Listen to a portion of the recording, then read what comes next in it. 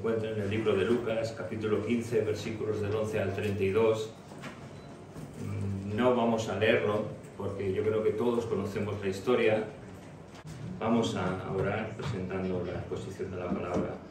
Señor, te damos gracias por tu palabra. Y queremos que nuevamente tú nos hables, Señor, conforme a nuestras necesidades, Señor. Y conforme a la abundancia, Señor, de tus bendiciones, Señor, que tú repartas en nuestras vidas en esta mañana, Señor, porque venimos necesitados de tu conocimiento y venimos necesitados de ti, Señor. Padre, que se exponga lo que solamente tú quieres que se exponga, Señor, y háblanos a todos nosotros en este día. Gracias te damos en tu nombre, Jesús. Amén. Amén. Amén.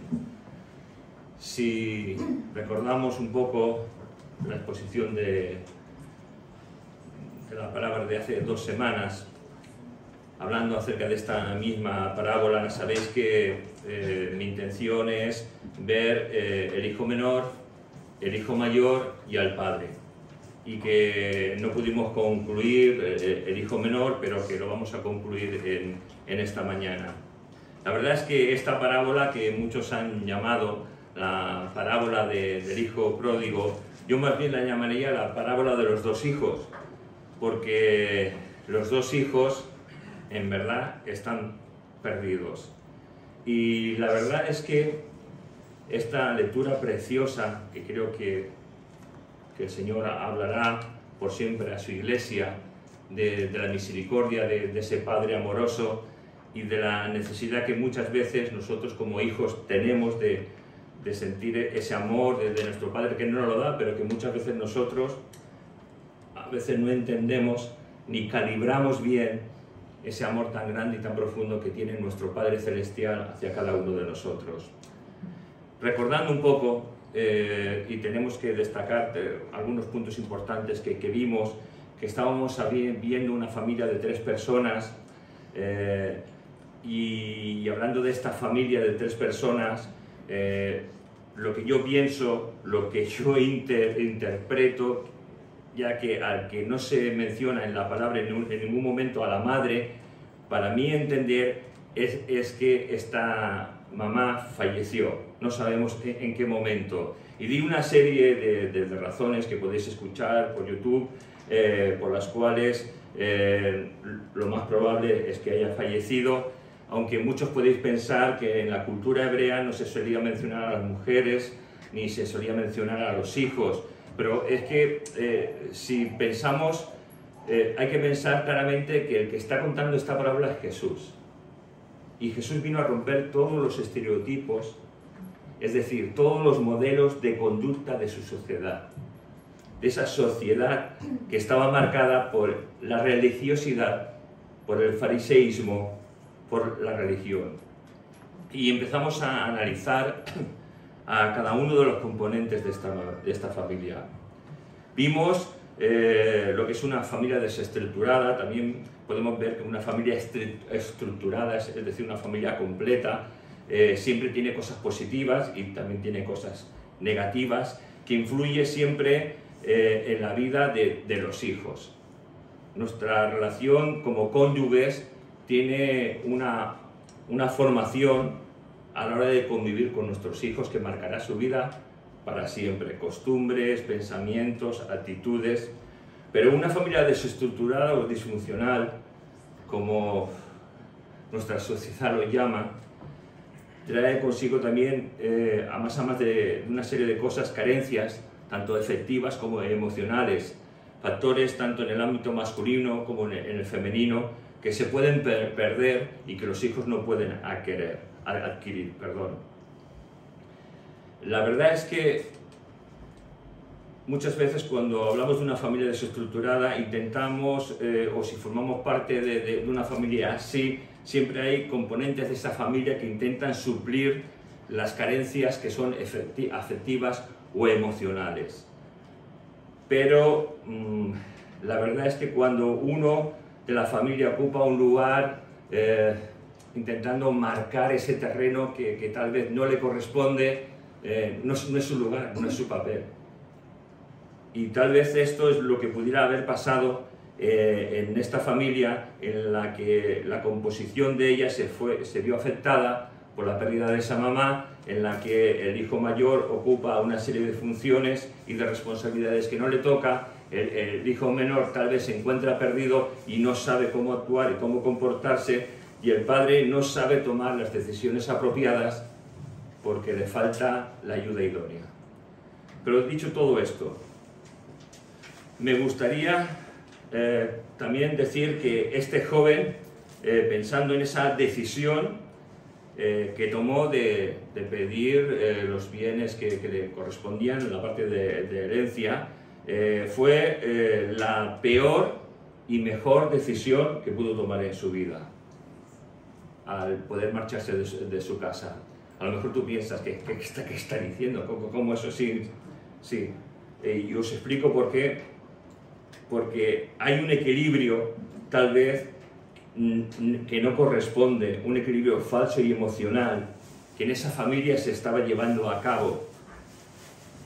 La verdad es que cada hijo tenía que evolucionar de la manera correcta, no de la manera incorrecta. Y el padre también tenía que evolucionar para poder llegar a ser esa familia que siempre Dios quiere que seamos. Y eso nos pasa a todos nosotros. Muchas veces los roles se cambian en la familia, incluso nosotros los hombres tenemos...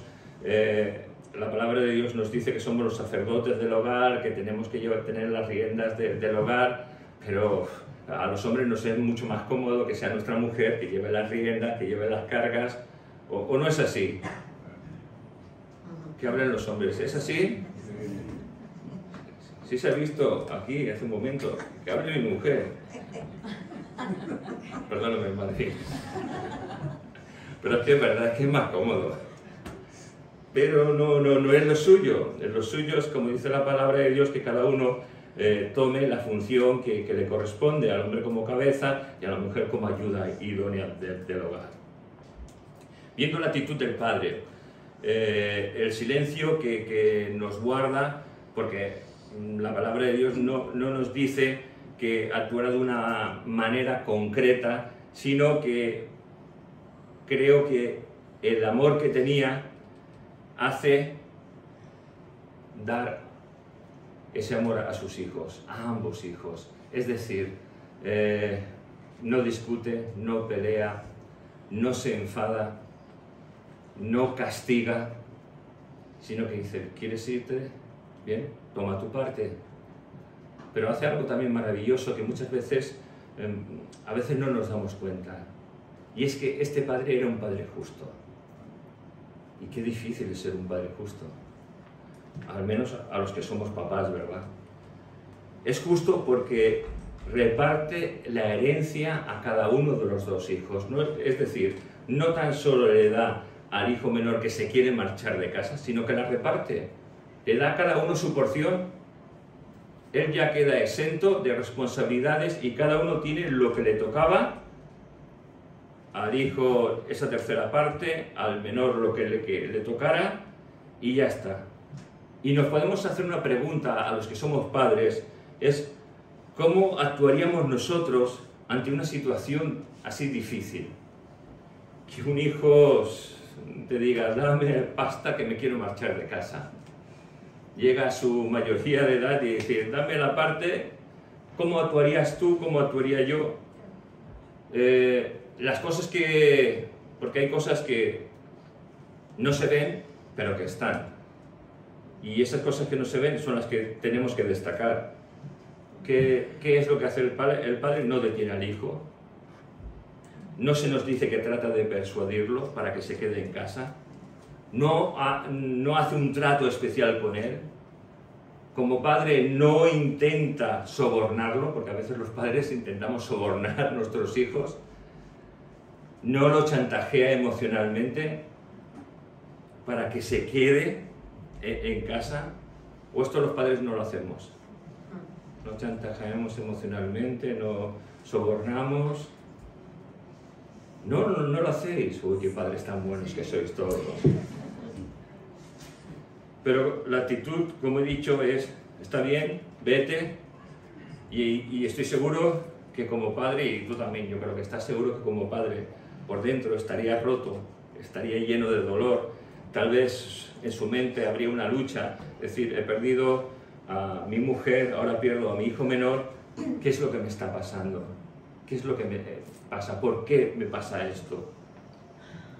Pero un consejo que creo que viene de parte de Dios para todos los padres es, si se quiere marchar, como aquí está expresamente visto, déjalo, preséntalo a Dios, ora, confía en Dios y deja que Dios obre. Y esto es lo que pasó en la vida de este joven. El joven por sí mismo podría pensar, voy en busca de mi felicidad. Vendería parte de sus tierras, supongo, parte del ganado, cogería el dinero y como buen hijo independentista en el sentido que se va de la casa del padre lejos, ¿qué es lo que haría? Irse lo más lejos posible, donde las miradas de papá no llegaran, donde los amigos de papá no estuvieran cerca, lo más lejos posible para estar solo, poder hacer lo que él quisiera, tomar sus propias decisiones, tomar sus propios aciertos y también sus propios errores. Y que nadie, absolutamente nadie, pudiera juzgarle, tal vez como hasta ahora se le ha juzgado. Y la verdad es que muchas veces nosotros, en nuestro entorno, en lo que podemos ver en nuestras congregaciones de hijos pródigos, a veces de hermanos que uno anda mejor, otro peor, otro muy bien, se nos da una cosa, que juzgamos y al mismo tiempo de juzgar, condenamos. Caray, pero ¿y si fuéramos nosotros la persona a la que juzgamos y condenamos? ¿Nos gustaría que nos trataran con tal vez la misma soberbia que muchas veces nosotros tratamos? ¿O más bien querríamos misericordia, como la misericordia que le dio este padre a su hijo? ¿Por qué en nuestras iglesias muchas veces hay gente que se marcha? Pues muchas veces es porque no se sienten amados, porque tal vez están olvidados o se sienten incluso señalados. Pero ¿cuál es el deber de iglesia? Porque la iglesia somos todos nosotros. Pues el deber como de este padre, el de acoger, el de ayudar, el de bendecir, el de abrazar. La verdad es que este joven, supongo que sería bastante joven porque no es muy inteligente, porque coge todos sus recursos y se va, bueno, ahí, a lo que pase. No hace una previsión de futuro, se va lo más lejos posible, tal vez por esa libertad tan añorada y esa alegría de vivir sin que nadie le señale, y poco a poco no se da cuenta de que está malgastando todo su patrimonio. Nos dice la palabra de Dios que viviendo perdidamente, es decir, viviendo sin orden, sin futuro, sin previsión. Eso no quiere decir perdidamente que estuviera con rameras o que... No quiere decir eso. Vemos que hay un apunte en el cual el hijo mayor sí que lo señala. Pero ¿cómo lo señala? Si el hijo mayor no ha estado con su hermano. O es una suposición, o está agrandando la cosa, o tal vez sí fue así, pero perdidamente significa que vivió a lo loco, sin pensar lo que estaba haciendo, como muchas veces nosotros. O muchas veces nosotros no vivimos perdidamente, no, de ninguna manera. Pues cuando vivimos a lo loco sin pensar, muchas veces en lo que hacemos y en las consecuencias que puede traer lo que hacemos, estamos viviendo perdidamente. Porque todas nuestras acciones tienen una serie de consecuencias, y si nuestras acciones glorifican a Dios, son acciones que son bendecidas. Pero si nuestras acciones no glorifican a Dios, pues ya sabéis que no es nada correcto. ¿Qué es lo que vemos? Que viene una gran crisis económica, como la de nuestro país, en la que yo, haciendo caso al presidente, no llevo corbata, por el cambio para ahorrar electricidad y todas esas cosas. Madre mía, qué presidente tenemos. Y la verdad es que me doy cuenta de una cosa, es que este joven no sabía disfrutar de lo que tenía en casa.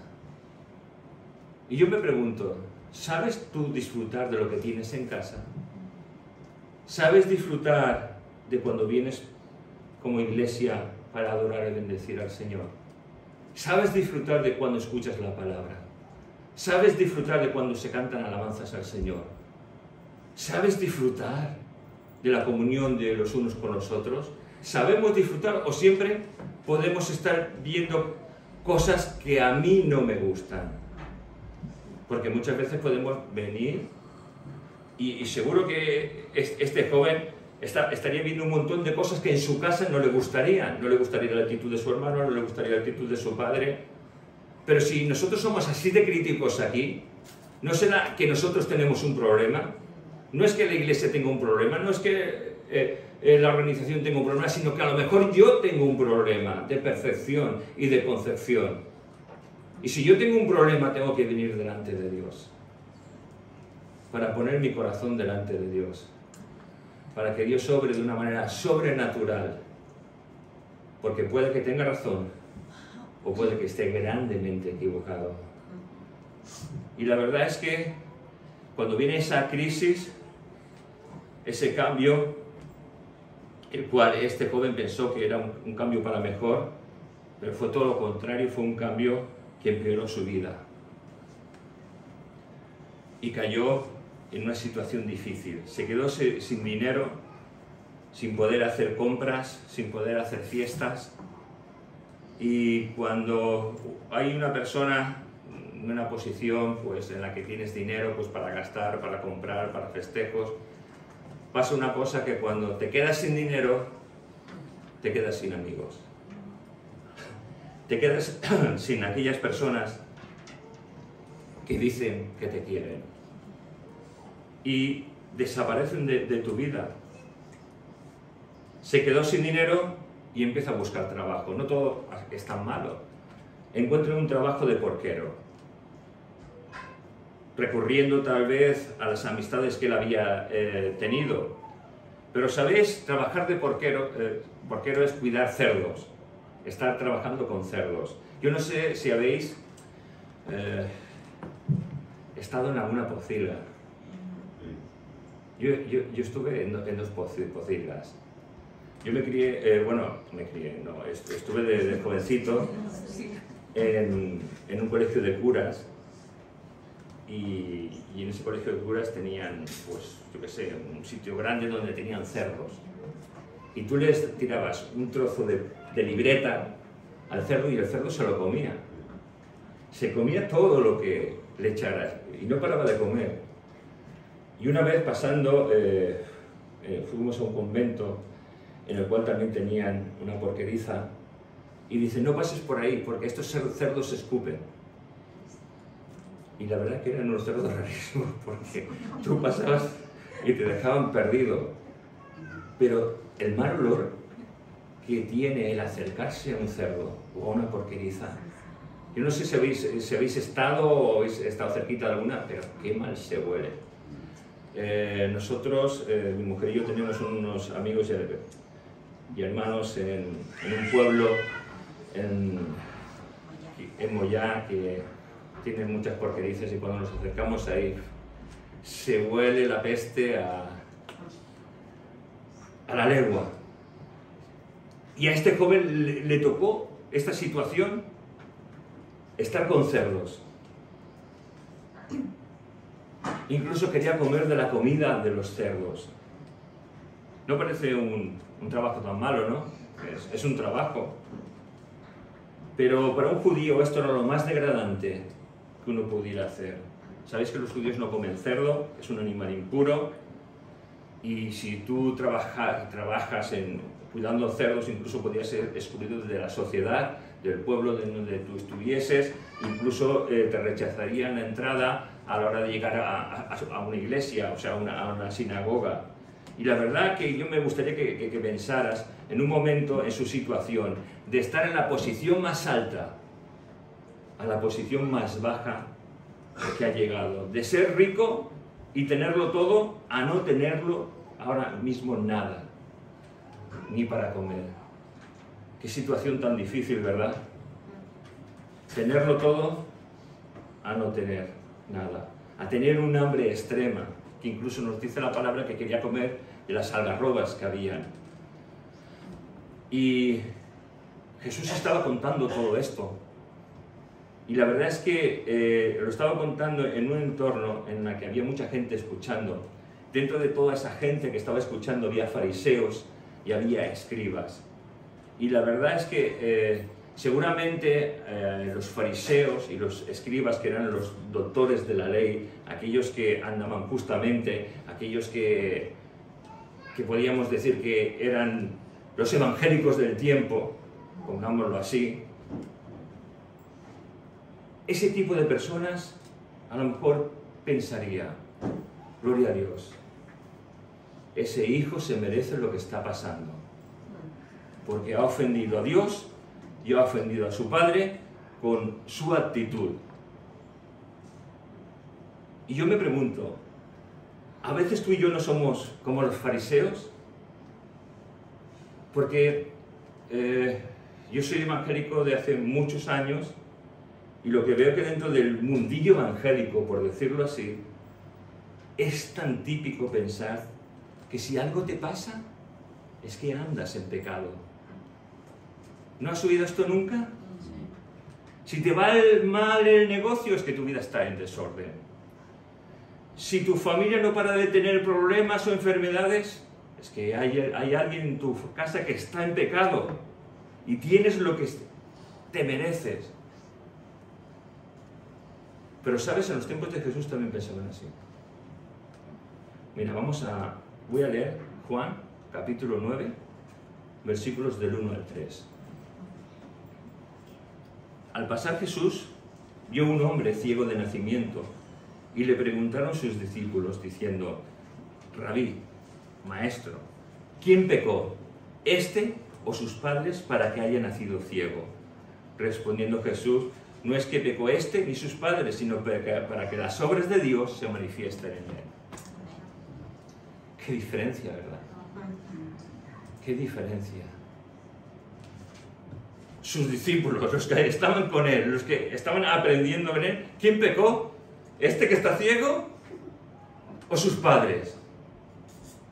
¿O la generación de la generación de la generación? ¿Quién pecó? Ninguno. Es para que Dios sea glorificado en su vida. Y cuando a veces nos pasan una serie de cosas, ¿para qué es? Para que Dios sea glorificado en nuestras vidas. Para que nos podamos acercar más a Dios. Y lo que hace Jesús con este hombre es uno de los milagros más asombrosos, raros que hay, porque escupe en el suelo, hace lodo, se lo pone en los ojos y dice, ve al estanque Siloé y lávate. Y el ciego, sin ver nada, va, lo hace y recobra la vista. Es que Dios quería glorificarse. Y los fariseos enseguida empiezan a preguntar, ¿quién te ha sanado? ¿Qué te ha pasado? ¿Es verdad que eras ciego de nacimiento? ¿Cómo somos, no? Porque yo creo que en toda esta historia del hijo pródigo hay tantas cosas que aprender. La crisis de identidad que sufre este joven, tal vez dejándose llevar por las amistades, tal vez por las ganas de viajar o simplemente por dar rienda suelta a su naturaleza carnal y de vivir toda la vida de una manera loca. Todo esto no le exime de su responsabilidad de haber hecho mal las cosas. No hay excusas posibles. Pero las crisis, por duras, por difíciles que sean, por profundas que sean, no nos tienen que encasillar a ninguno, no tienen que hundirnos y no tienen que paralizarnos. Y sobre todo, no dejarnos fuera de juego y llegar a pensar de nosotros que somos indignos y que, como todos saben mi pecado, yo no soy el más indicado para hacer nada. Porque muchas veces cuando alguien tiene uno de estos pecados que nosotros llamamos escandalosos, pero que sabemos que para Dios todos los pecados son los mismos, el mentir es lo mismo que fornicar, y el fornicar es lo mismo que, yo que sé, que matar, pero nosotros tenemos una escala en la que decimos, este es más grande, este menos, mentir, una mentirijilla no es pecado. No. Pues por una mentirijilla te puedes ir al infierno, porque dice la palabra de Dios, por cuando todos han pecado están destituidos de la gloria de Dios y no hay justo ni a uno solo. Y si no hay arrepentimiento, aunque te hayas portado muy bien durante toda tu vida, aunque hayas sido un santo, una excelente persona, si has mentido tan solo una vez y no hay arrepentimiento en tu vida, no vas a ir al cielo. Porque por obras no se va al cielo, se va por medio de Jesucristo, por el sacrificio que hizo en la cruz del Calvario para traer salvación a los pecadores como nosotros.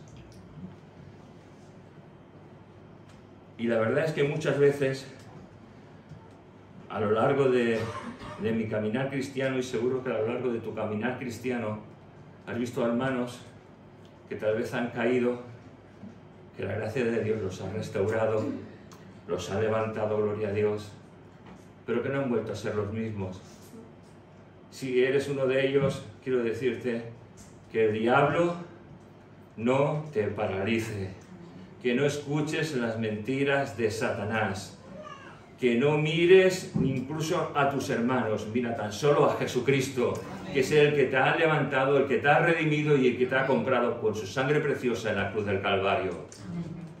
Porque en esta historia seguimos aprendiendo cosas maravillosas, porque esto es lo que le pasó al hijo pródigo. Es que lo vemos, él no quiso ser llamado ya un hijo, sino un operario, un trabajador. Pero ¿qué es lo que hace el padre?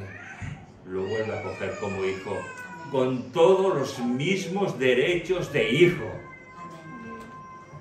Gloria a Dios, ¿verdad? Que no nos paralice ningún tipo de crisis. ¿Sabes? Hay algo curioso, que se ve claramente lo que es un hijo pródigo, pero a veces no se ve claramente lo que es un hijo pródigo dentro de la iglesia. Y me voy a explicar. Uno puede estar viniendo a la iglesia, uno puede estar en la casa del Padre, y en esto me explico, los dos hijos vivían en la casa del Padre, pero los dos hijos, uno marchó y el otro, aunque estaba en la casa del Padre, estaba lejos del Padre. Puedes estar viniendo aquí, pero estar lejos del Padre. Puedes estar tocando, puedes estar cantando, puedes estar predicando, pero estar lejos del Padre, estar lejos de la comunión y de la relación del Padre. Y la verdad es que hay una invitación de parte de Dios en esta mañana, de pedir perdón a Dios, de acercarnos a Él y dejar que el Espíritu Santo obre en nuestras vidas si estamos alejados del Padre. Porque aun viniendo a la iglesia podemos ser un hijo pródigo. Y necesitamos acercarnos a Dios. El padre de este joven creía en los milagros. Yo no sé si tú crees en los milagros. Yo creo en los milagros. Amén. Gloria a Dios.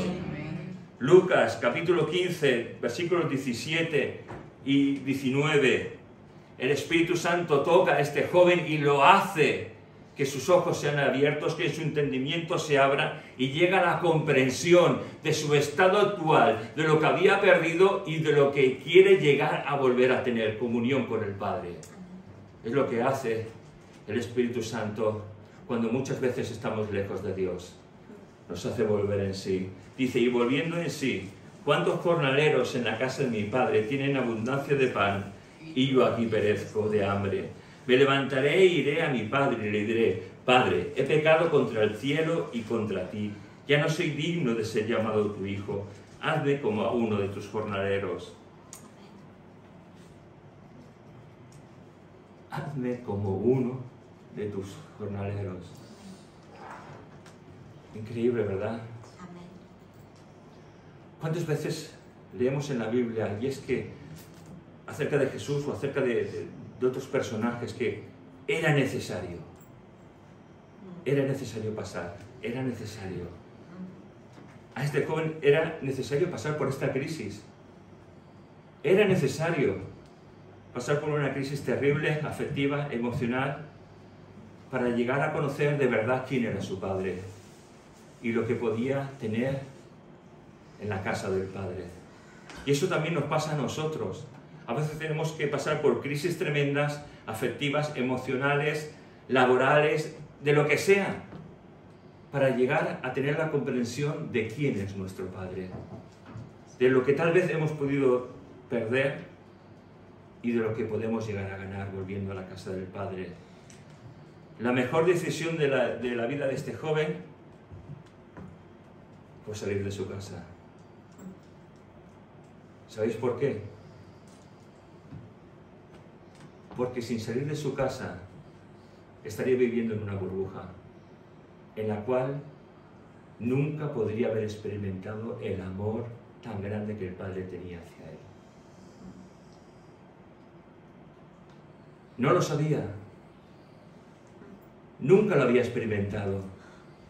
Tuvo que salir de su casa, darse cuenta de lo que había perdido, de lo mal que lo estaba pasando y de, a pesar de sus meteduras de pata y de sus locuras, lo bien que lo había pasado tantas veces en la casa de su padre. Tal vez vivió sobreprotegido, tal vez vivió pensando que podía hacer lo que quisiera, pero el Espíritu Santo le hizo entender dónde estaba y le hizo decir: ya no quiero ser tu hijo, quiero volver como un trabajador, acéptame como uno de tus operarios. Caray, es increíble cuando el Espíritu Santo habla a los corazones, como cuando el Espíritu Santo habló a David cuando pecó con Betsabé, ¿verdad?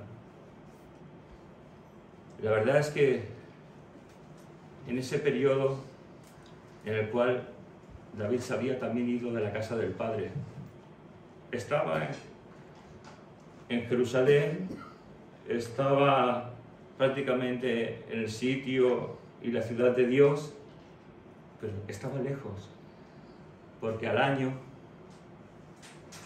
de haber cometido ese pecado le vino un profeta llamado Natán, el cual con una historia le hace volver en sí.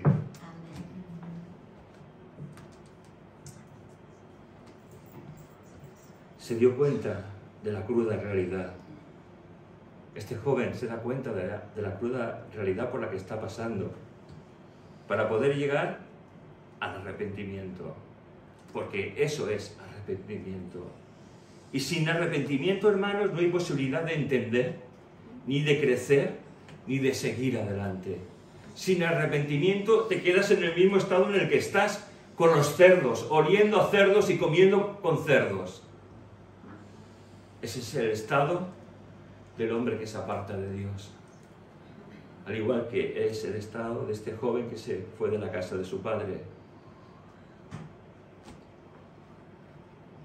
Sin arrepentimiento no hay posibilidad de seguir hacia adelante.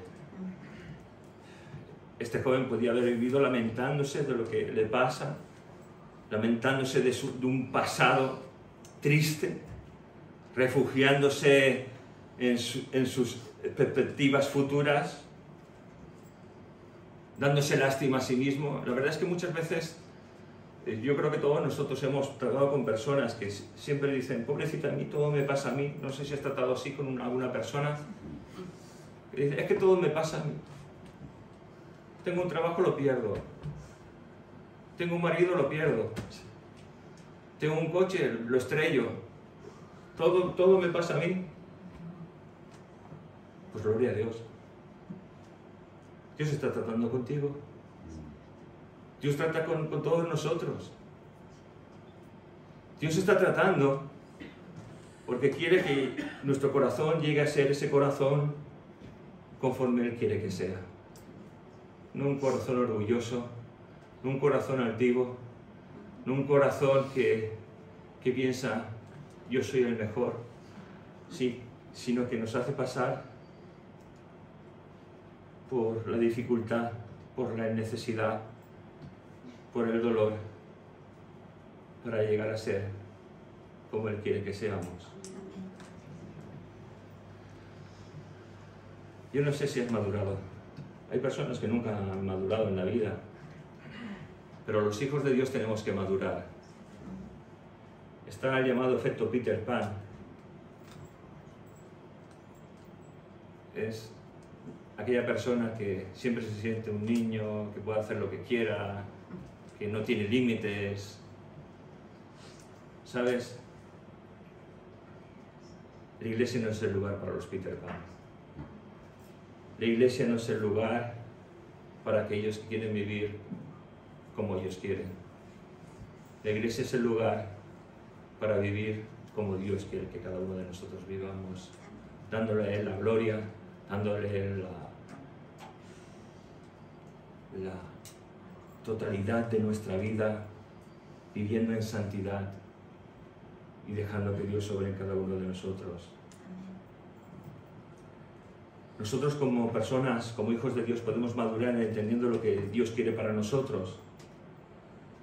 Pero lamentablemente algunos vivimos en nuestro mundo de ilusión, nuestro mundo de yuppie, y solo podemos madurar de una manera, bajo presión, bajo dolor, en la soledad, pasando hambre y pasando angustia. Y estas son las experiencias por las cuales pasó este joven. Y estas son muchas veces las experiencias que nosotros nos puede tocar vivir. Y que no la puede vivir otra persona. No la puede vivir tu hermano, no la puede vivir tu padre, no la puede vivir tu cónyuge. Lo tienes que vivir tú porque es el trato de Dios contigo. Porque es el trato de Dios conmigo. Y esta no se trata de una historia cualquiera. Se trata de la gracia divina de Dios que nos hace volver en sí, ver el lugar en donde estamos y venir desesperadamente arrepentidos delante de Dios. No sé cuál es tu situación, no sé si eres padre, no sé si eres hermano mayor o hermano menor. No sé si estás en una situación difícil de dolor, de angustia. Tal vez te cuesta venir a la iglesia, tal vez te cuesta orar, tal vez te cuesta leer la Biblia. Tal vez estás en una posición en la que te gusta estar más rodeado de la gente del mundo que te rodea que más de los hijos de Dios.